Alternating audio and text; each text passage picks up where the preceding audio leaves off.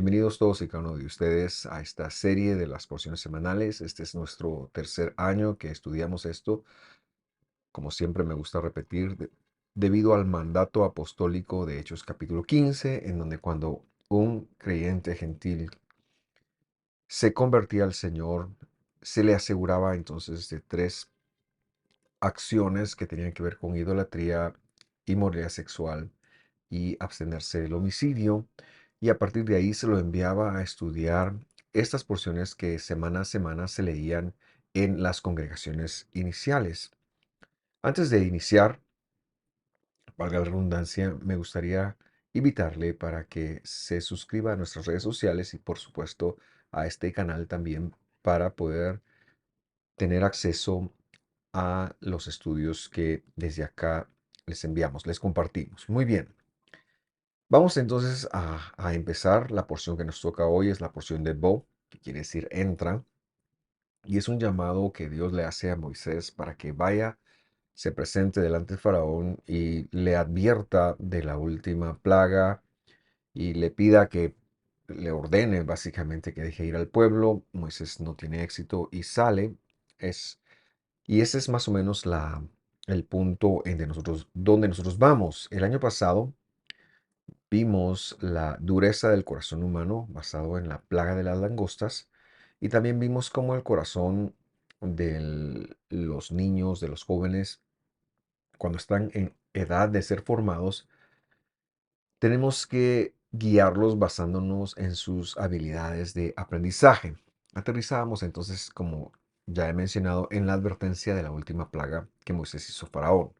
Tomamos ahora la lectura a partir del capítulo 11 y versículo 1 y dice así. El Señor dijo a Moisés, una plaga, negá es la palabra en hebreo, yo le coloqué ahí toque, que es lo que quiere decir. Dice, traeré aún sobre el faraón. Es decir, han transcurrido 9 plagas y ahora viene el desenlace final. Y sobre Egipto, después de la cual él los enviará de aquí. Y porque en su enviar los echará de aquí del todo. Hemos tratado de traducir lo más literal posible para que nos preguntemos de qué se trata todo esto. Casi no hemos hablado de las 9 plagas anteriores, quizás alguna mención, quizás el año pasado sí un poquito, pero la palabra que la escritura usa para traducir, la palabra que la escritura usa y que las Biblias traducen como plaga, es la palabra negá.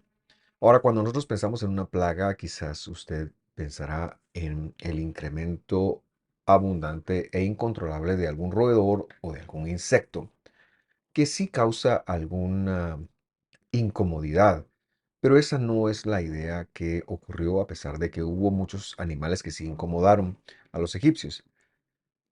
La palabra negá viene del verbo nagá, que más que una incomodidad es un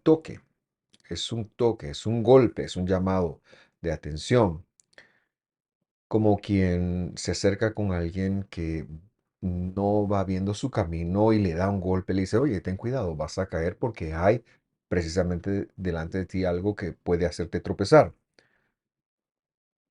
Y digo esto porque es necesario aclarar lo que Dios está haciendo en esta porción, porque veremos la advertencia de la última negada, del último toque, que, que es un toque a Faraón con respecto de cómo él ha gestionado el requerimiento de Dios de liberar a su pueblo.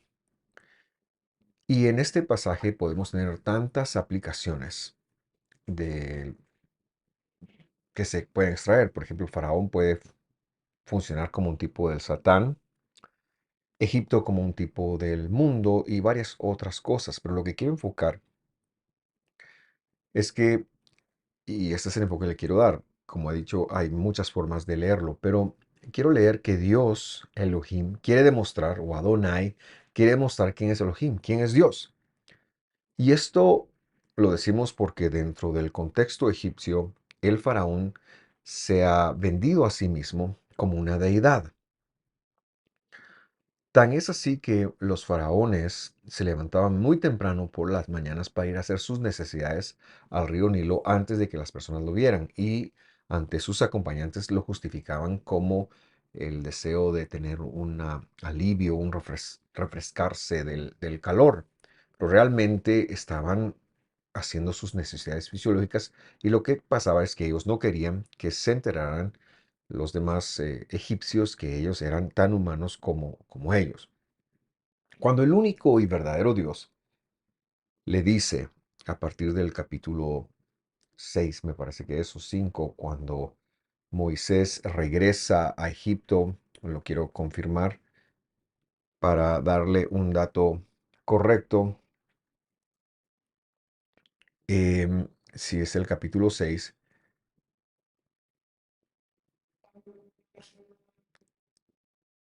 perdón, es el capítulo 5 ya confirmado. Cuando Moisés, a partir del capítulo 5 y luego, importante dato porque es la lectura que queremos hacer de todas las plagas que han habido desde ese momento. Pero cuando Faraón recibe a Moisés, Moisés le ha dicho, mira, deja ir al pueblo de Dios, no son tu pueblo.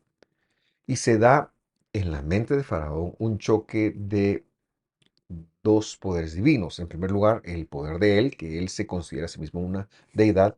Y en segundo lugar, el Dios verdadero, el Dios de Israel, el Dios de la Biblia.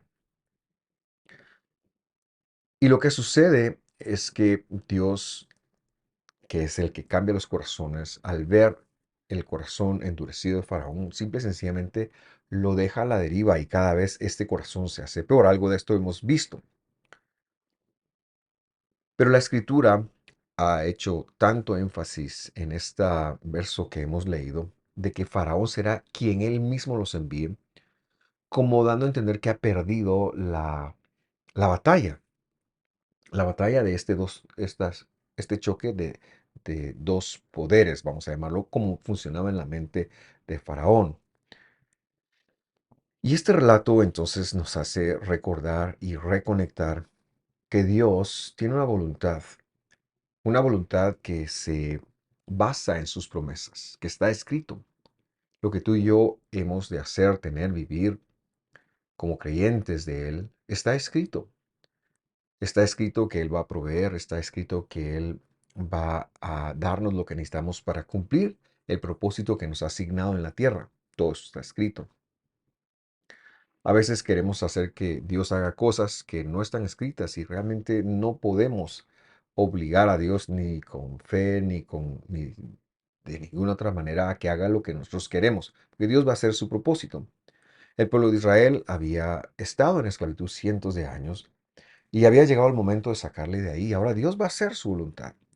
Esto es muy esperanzador en un mundo como el que vivimos hoy, en donde cada vez existen menos valores bíblicos, cada vez existe una, un pensamiento a perseguir las verdades absolutas de la Biblia. Sin embargo, a pesar de que hay una injusticia o desorden en el mundo, Dios siempre va a intervenir y su palabra se va a cumplir. Seguimos con la lectura del siguiente verso. Todo esto extraído del versículo 1. Vamos al 2 ahora. Dice así: habla ahora el pueblo, dice, y que cada uno demande a su vecino y cada una a su vecina vasos de plata y de oro. Verso 3. Y el Señor dio gracia al pueblo en los ojos de los egipcios. También Moisés era un gran varón en la tierra, delante de los esclavos del faraón y delante de su pueblo. Dos cosas es importante comentar de este versículo. En primer lugar, Dios le da al pueblo una estrategia para desposeer a los egipcios, una estrategia para darle un toque a sus finanzas. Por eso estamos hablando hoy de los toques de Dios. El primer toque de Dios es, va a ser a Faraón y por ende a todo el pueblo, y ya aterrizaremos en cuál es. Pero aquí está un segundo toque, un toque en llamado de atención a las finanzas, y es que la esclavitud a la cual Israel había sido sometido ahora requería una indemnización. Dios iba a hacer justicia con la servidumbre que el pueblo de él había estado, a la cual el pueblo de él había estado sujeto. Ese es el primer comentario que quiero hacer. Por eso les da la estrategia de que les pidan a sus vecinos plata, oro, etcétera, etcétera. Cuando Israel sale de Egipto, podemos pensar en que han desposeído a los egipcios y que una de las motivaciones de Faraón para ir detrás de ellos es precisamente a recuperar esa cantidad de cosas que los egipcios le habían dado de cosas de valor que los egipcios habían dado a los israelitas. La segunda cosa es que no solo tenían ellos que pedir, pero es que Dios iba también a poner su parte. Y la parte de Dios siempre es la gracia. La Biblia dice que el Señor dio gracia. La gracia no es un concepto exclusivo de lo que llaman el Nuevo Testamento. Me refiero al Evangelio. Se piensa que la ley es del Testamento de los Antiguos y que la gracia es del Nuevo Testamento, pero eso es una forma muy errónea de leer la Biblia. La gracia es un concepto divino, es un concepto bíblico, es un concepto de Dios. Ha estado presente desde Noé. Lo podemos encontrar desde Noé, perdón, quizás alguien también antes de ello, pero yo recuerdo a Noé.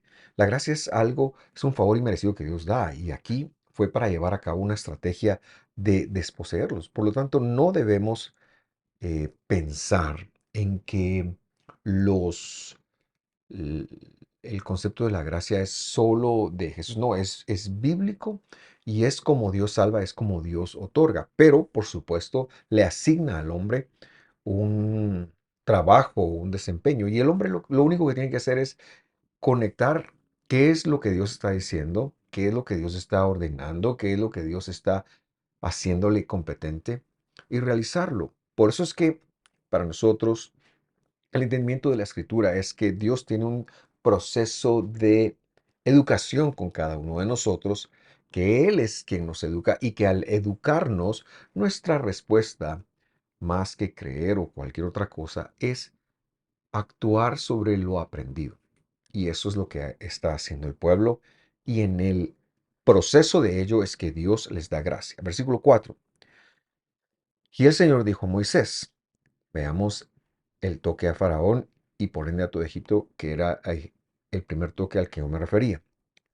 El Señor ha dicho sí, a la medianoche yo saldré en medio de Egipto. El yo acá es un enviado espiritual, se conocen como ángeles o mensajeros actuando en favor de él. Por supuesto, es un ser espiritual incorruptible que iba a acabar con las vidas de las personas que a continuación se nombran. Verso 5. Y morirá, dice, todo primogénito en la tierra de Egipto, desde el primogénito de Faraón, que está sentado en su trono, hasta el primogénito de la esclava que está tras el molino, y todo primogénito de las bestias. La palabra que se traduce como primogénito es la palabra hebrea Bejor. Y Bejor viene de un verbo que significa abrir una brecha o hacer un espacio, por supuesto. Específicamente en el vientre de la madre. Se habla del Bejor como el primer hijo que abre la matriz. Sin embargo, cuando nosotros vemos, esto es un concepto bíblico, he de decirlo, pero cuando lo vemos aplicado al pueblo de Israel, hay una curiosidad.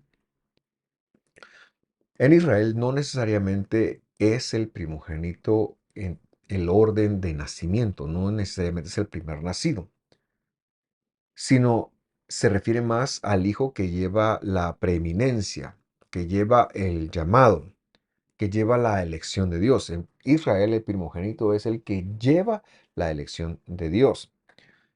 Y el ejemplo de ello lo podemos ver con Isaac. Isaac no fue el primogénito de su padre, pero sí fue el escogido. Jacob tampoco fue el primogénito de su padre, pero sí que fue el elegido. Judá no fue el primogénito, pero fue el que llevó la preeminencia. José fue otro que recibió una doble porción y no era el primogénito, especialmente porque la escritura había señalado que eh, no podía quitarse esto al primer hijo de la mujer que no se amara. Pero lo que vemos acá con respecto de esto es que Dios hace una elección. Y la elección es algo que está presente en todo lo que nosotros vivimos desde la perspectiva de Dios. El hecho de estar salvos o de ser salvos es precisamente debido a su elección. Así que en Israel, más que el primer hijo, la palabra mejor o primogénito se refiere al hijo que lleva la preeminencia, que lleva la elección. Por lo tanto, en una casa hoy en día, si tenemos tres hijos y los tres son creyentes en el Mesías Jesús, los tres son mejorimos, los tres son primogénitos y esto es una buena nueva porque Dios no está más por hacer acepción, nunca ha estado por hacer acepción de personas, pero ahora el sacerdocio se ha llevado a cada individuo. Versículo 6 dice, y habrá gran clamor por toda la tierra de Egipto, el cual nunca fue, perdón, ni jamás será, y se aterriza precisamente en el negá, en el toque. Luego vemos lo que es ser elegido, lo que es ser el mejor primogénito para Dios representa para el pueblo de Israel. Versículo 7. Lea conmigo, por favor. Mas entre todos los hijos de Israel, desde el hombre hasta la bestia, ni un perro moverá su lengua, para que sepáis que hará diferencia entre el Señor, el Señor entre los egipcios e Israel. Cuando decimos que Dios no hace excepción de personas, nos referimos a la posición, pero sí que la hace en función de la elección que él mismo hace. Pues a los egipcios no los eligió, pero sí que eligió a muchos de ellos, a muchos de los que vivían entre ellos. Caleb, un ejemplo, aunque Caleb no era egipcio, era descendiente de Ismael, y eligió a muchas otras personas que salieron con Israel y que después se insertaron en el pueblo. Para sus escogidos, Dios hace una diferencia, una elección, y les va a evitar la muerte, aunque tengan que enfrentarse a la muerte física. Una curiosidad que también encontramos acá dice que, y esto es en función de los perros, dice la lengua de los perros. Esta es la diferencia, es parte de la diferencia, es parte del toque que sí reciben los egipcios y que no reciben los israelitas. Dice que su lengua no le ladrará, literalmente, dice, su lengua no le ladrará, perdón, a los herederos de Israel, o sea, a los portadores de la promesa, a los hijos de la promesa. Y esto es muy curioso, porque hoy en día el perro es uno de los animales que más presiente y percibe, perdón, los peligros. Si hay un temblor, se dice que los perros lo perciben antes y ladran, están inquietos. Y así con muchos otros peligros, estos son unos animales que pueden avisarle a uno. La creación lo percibe. Sin embargo, acá los perros, al ver el ángel o el mensajero de Dios acabando con la vida de los primogénitos egipcios, dice que quedaron con su lengua quieta, su lengua no ladró. Y esto es parte de la intención de Dios, de la elección divina, de dar un toque a Egipto y a Egipto solamente. Se está evidenciando un poco más y Él, Dios mismo, es quien hace la diferencia, silenciando en contra de su propia naturaleza el aviso que los perros pueden dar del peligro. Verso 8. Y descenderán a mí todos tus esclavos e inclinados delante de mí dirán, sal tú y todo el pueblo que está debajo de ti, y después de esto yo saldré.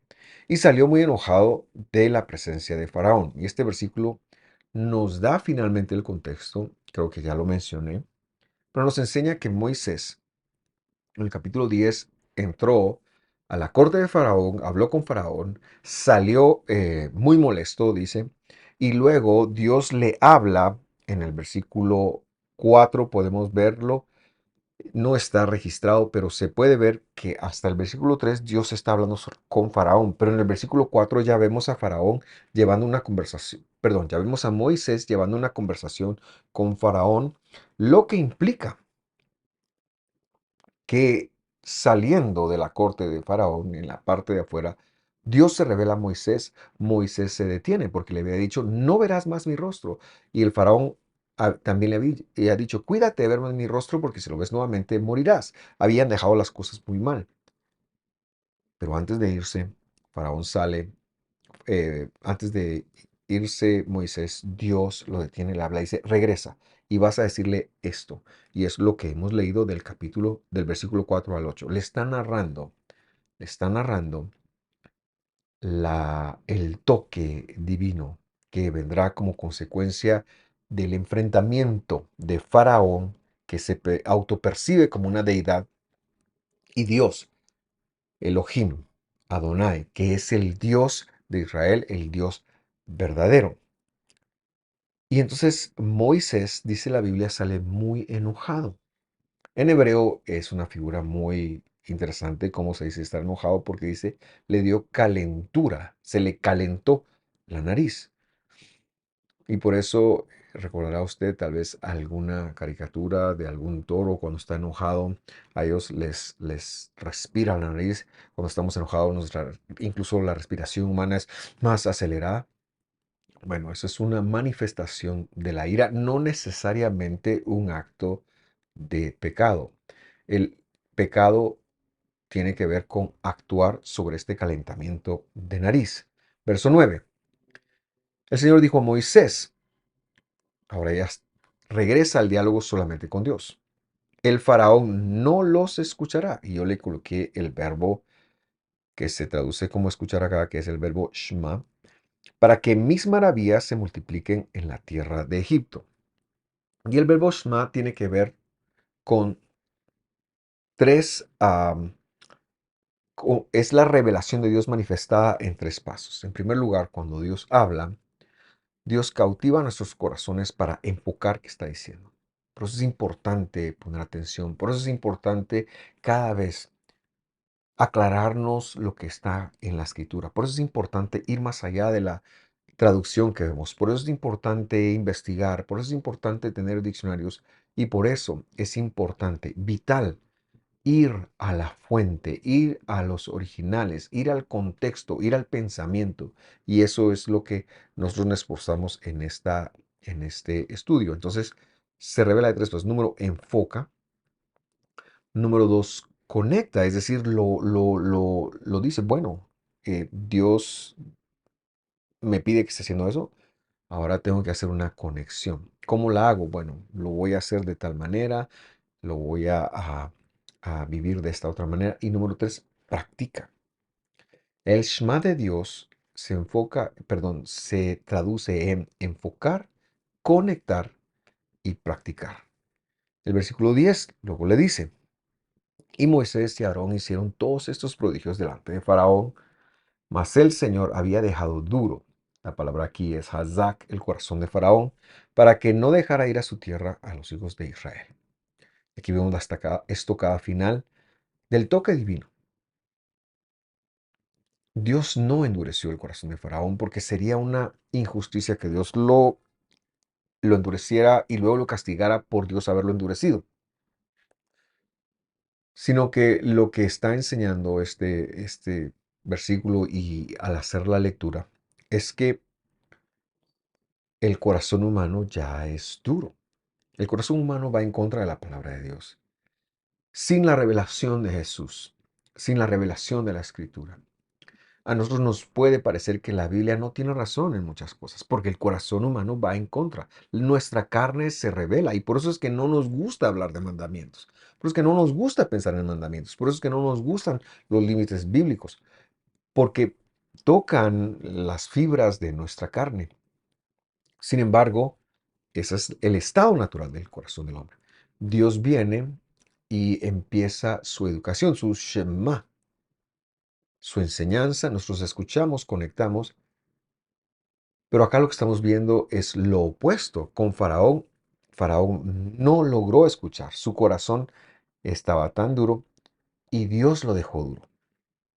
Dios no intervino para ablandar ese corazón.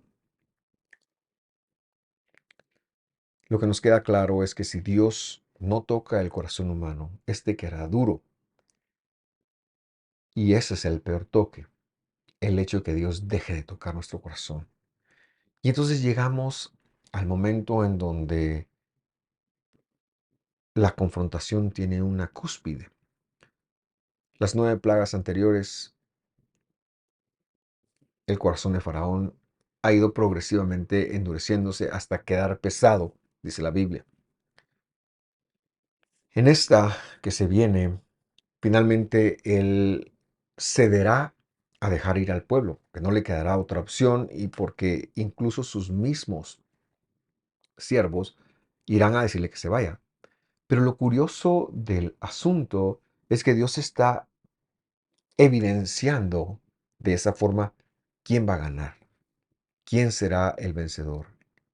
Y de eso tiene que ver los toques. Quiero terminar leyendo lo que el Evangelio enseña comentando un salmo y para ello vamos a Hebreos capítulo 3 versículo 12. Dice, tengan cuidado hermanos, no sea que en alguno de ustedes haya un corazón malo de infidelidad para apartarse al Dios vivo. Es decir, cuando oigamos su voz, no endurezcamos nuestro corazón, no pensemos en dar lugar, sumémonos a colaborar con el llamado de Dios. Versículo 13 dice, antes exhórtense los unos a los otros cada día mientras todavía o día el Mesías llama. No sea que alguno de ustedes sea endurecido por el engaño del pecado.